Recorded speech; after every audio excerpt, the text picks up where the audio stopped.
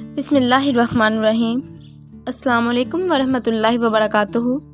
आज हम बयान करेंगे गुस्ल के फ़राइज़। गुस्ल के 3 फ़राइज़ हैं। नंबर 1 कुली करना, नंबर 2 नाक में पानी चढ़ना, नंबर 3 तमाम ज़ाहरी बदन पर पानी बहाना। नंबर 1 कुली करना। मुंह में थोड़ा सा पानी लेकर पिच करके डाल देने का नाम कुली नहीं, बल्कि मुंह के हर पुर्जे, गोशे, होंठ से हलक की जड़ तक हर जगह पानी बह जाए। इसी तरह दाढ़ों के पीछे, गालों की तह में, दांतों की खिड़कियों और जड़ों और ज़बान की सरकरवट पर, बल्कि हलक के किनारों तक पानी बहे। रोज़ा ना हो तो गरगड़ा भी कर लीजिए कि सुन्नत है। गुस्ल से कबल दांतों में बोटी के रेशे वगैरह महसूस ना हुए और रह गए, नमाज भी पढ़ ली। बात के मालूम होने पर छुड़ा कर पानी बहाना फ़र्ज़ है। पहले जो नमाज पढ़ी थी वो हो गई।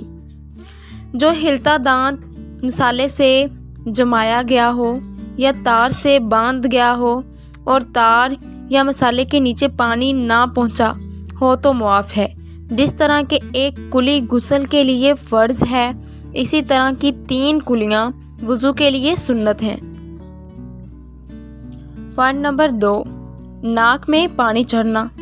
जल्दी जल्दी नाक की नोक पर पानी लगा लेने से काम नहीं चलेगा, बल्कि जहाँ तक नरम जगह है यानी सहत हड्डी के शुरू तक धुलना लाजमी है। और ये यूँ हो लगेगा कि पानी को सूंघ कर ऊपर खींचें, और ये ख्याल रखिए कि बाल बराबर भी जगह धुलने से ना रह जाए, वरना गुस्ल ना होगा। नाक के अंदर अगर रींट सूख गई है, इसका छुड़ाना फ़र्ज़ है। नाक के बालों का भी धुलना फ़र्ज़ है। नंबर 3 तमाम ज़ाहिर बदन पर पानी बहाना। सर के बालों से लेकर पाँव के तलुओं तक जिस्म के हर पुर्जे और हर अंगूठे पर पानी बह जाना ज़रूरी है।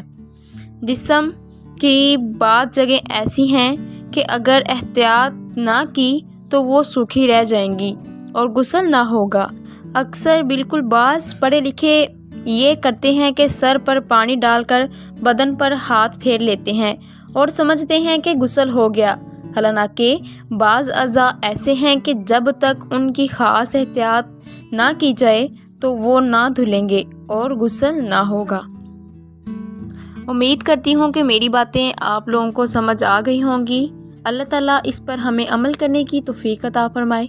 लिहाजा वीडियो को लाइक करें, शेयर करें और चैनल को सब्सक्राइब कर दें। शुक्रिया।